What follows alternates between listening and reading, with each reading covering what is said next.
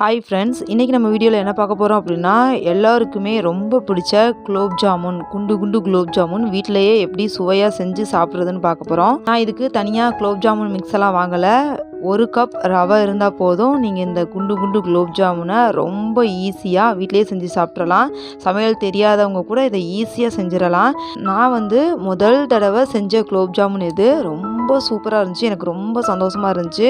So நீங்கள் கண்டிப்பாக இதை ட்ரை பண்ணுங்கள் ஃப்ரெண்ட்ஸ். இதுக்கு நான் 1 கப் ரவை எடுத்துக்கிட்டேன். அந்த 1 கப் ரவையை மிக்ஸி ஜாரில் போட்டு நல்லா பவுடராக அரைச்சி எடுத்துக்கிட்டேன். இப்போது நம்ம ஒரு அகலமான பாத்திரத்தை அடுப்பில் வச்சுக்கோங்க. பாத்திரம் நல்லா அகலமானதாக இருந்தால் நல்லது. அப்போ தான் நம்ம ரவையை கிண்டுறதுக்கு ஈஸியாக இருக்கும். இந்த பாத்திரத்தில் 3 ஸ்பூன் நெய் விட்டுக்கோங்க. நெய் நல்லா காஞ்சதும் நம்ம எந்த கப்பில் ரவை எடுத்தோமோ அதே கப்பில் 3 கப் கெட்டியான காய்ச்சாத பாலை சேர்த்துக்கோங்க.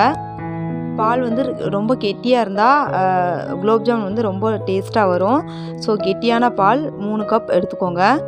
இப்போ பால் நல்லா பொங்கி வந்துருச்சு ஃப்ரெண்ட்ஸ். இப்போ நம்ம பவுடராக திரிச்சு வச்சுருந்தோம் இல்லையா ரவையை, அதை இந்த பாலில் போட்டு தொடர்ந்து கிண்டிக்கிட்டே இருங்க ஃப்ரெண்ட்ஸ். லேசாக விட்டாலும் கட்டி தேந்துடும்.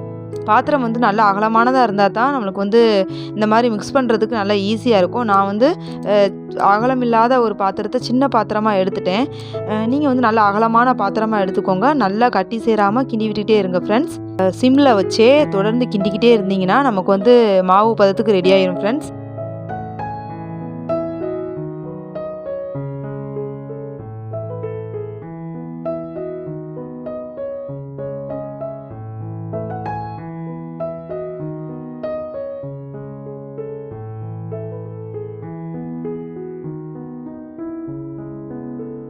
இப்போ சிம்மில் வச்சுக்கோங்க ஃப்ரெண்ட்ஸ். சிம்மில் வச்சு நம்ம தொடர்ந்து அதை மிக்ஸ் பண்ணிக்கிட்டே இருந்தோம்னா நல்லா கட்டியான பதத்துக்கு வந்துடும் ஃப்ரெண்ட்ஸ். இந்த பதம் வந்ததுக்கப்புறமா நம்ம ஸ்டவ்வை ஆஃப் பண்ணிடலாம்.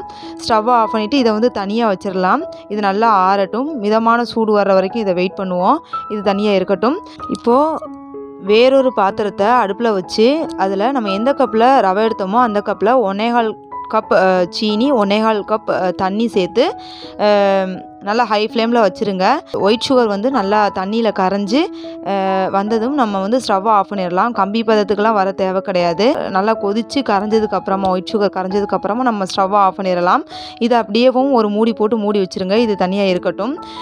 ரவையை பால் ஊற்றி கிண்டி வச்சுருந்தோம்ல, அது இப்போ நல்லா ஆறிடுச்சு. அதில் கொஞ்சமாக நெய் விட்டு நல்லா உருட்டி பிசைஞ்சுக்கோங்க ஃப்ரெண்ட்ஸ். நல்லா பிசைஞ்சிட்டோன்னா நம்மளுக்கு குலோப் ஜாமுன் நல்லா சாஃப்டாக வரும். ஸோ இது நல்லா அழுத்தம் கொடுத்து பிசைஞ்சுக்கோங்க ஃப்ரெண்ட்ஸ்.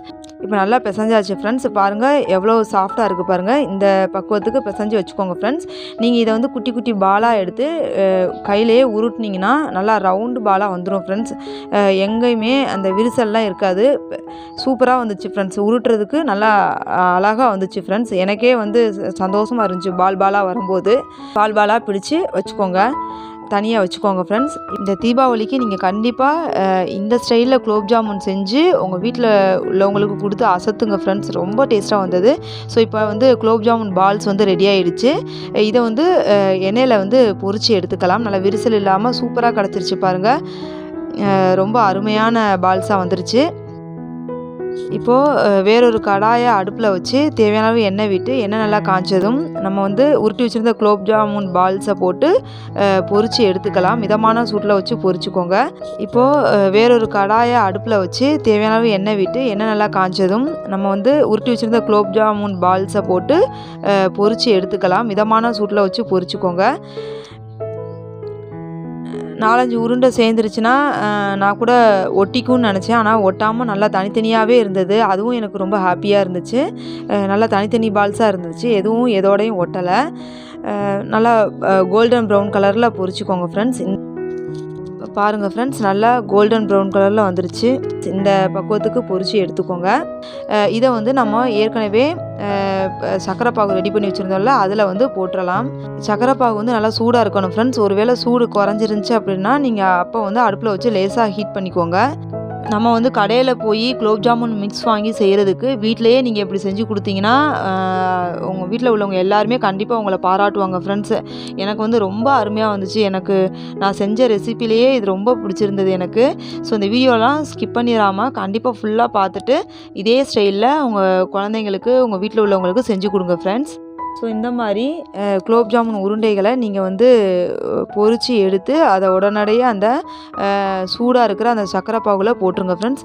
இந்த சர்க்கரை பாகுல போடுறதுமே நல்லா அகலமான பாத்திரமாக வச்சுக்கோங்க. நான் வந்து இதில் ஒரு தப்பு பண்ணிவிட்டு குறுகலான பாத்திரத்தை வச்சுட்டேன். நீங்கள் அந்த தப்பு செஞ்சிடாதீங்க. ஸோ அகலமான பாத்திரத்தை வச்சு அதில் வந்து இந்த குலோப் ஜாமுன் உருண்டைகளை போட்டுக்கோங்க ஃப்ரெண்ட்ஸ். அதுக்கப்புறம் இப்போ குலோப் ஜாமுன் உருண்டையை போட்டாச்சு. நான் வந்து ஒரே ஒரு ஏலக்காயை நல்லா தட்டி எடுத்து இதோடு சேர்த்துருக்கேன். நல்லா வாசமாக இருந்தது ஃப்ரெண்ட்ஸ். ஒரு ஏலக்காவே நல்ல வாசமாக இருந்தது. இதை வந்து 1 மணி நேரத்துக்கு தொந்தரவு பண்ணாமல் வச்சுருவோம் ஃப்ரெண்ட்ஸ். 1 மணி நேரம் கழித்து நம்ம வந்து இது எப்படி வந்திருக்குன்னு திறந்து பார்க்கலாம் ஃப்ரெண்ட்ஸ்.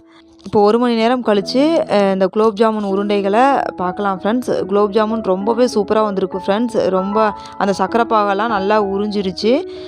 பார்க்கவே அழகாக இருக்குது. சாப்பிட்ணும் போல் ஆசையாக இருக்குது ஃப்ரெண்ட்ஸ். ஸோ இது வந்து ரொம்ப சக்ஸஸ்ஃபுல்லாக வந்துச்சு ஃப்ரெண்ட்ஸ். ஸோ இதை வந்து நீங்கள் பார்த்துட்டு விட்டுறாதீங்க. இதே ஸ்டைலில் நீங்கள் வந்து குலோப் ஜாமுன் செஞ்சு சாப்பிட்டு பார்த்துட்டு கண்டிப்பாக உங்கள் கமெண்ட்ஸை வந்து எனக்கு பதிவிடுங்க ஃப்ரெண்ட்ஸ். இந்த தீபாவளிக்கு நீங்கள் வந்து குலோப் ஜாமுன் மிக்ஸ் வாங்காமல் நீங்கள் வீட்டிலையே இந்த மாதிரி ரவையை யூஸ் பண்ணி குலோப் ஜாமுன் செஞ்சு கொடுத்து பார்த்துட்டு உங்கள் கமெண்ட்ஸை சொல்லுங்கள் ஃப்ரெண்ட்ஸ். கண்டிப்பாக எல்லாருக்கும் பிடிக்கும். எனக்கு சூப்பராக வந்துச்சு. எனக்கு ரொம்ப பிடிச்சிருந்துச்சி. என்னோடய ஃபேமிலி மெம்பர்ஸும் ரொம்ப விரும்பி சாப்பிட்டாங்க. இந்த வீடியோ பிடிச்சிருந்துச்சா லைக் பண்ணுங்கள், ஷேர் பண்ணுங்கள். மறக்காமல் நம்ம யெகோவா ஷாலோம் சேனலை சப்ஸ்கிரைப் பண்ணுங்கள் ஃப்ரெண்ட்ஸ். கூடவே இந்த பெல் ஐக்கானையும் ப்ரெஸ் பண்ணிக்கோங்க ஃப்ரெண்ட்ஸ். என்னோடய கோலம் வீடியோஸ் நீங்கள் பார்க்கணுன்னா rangoli by Sasikala Francis Kolangal channel link நான் டிஸ்கிரிப்ஷன் பாக்ஸில் கொடுத்துருக்கேன்.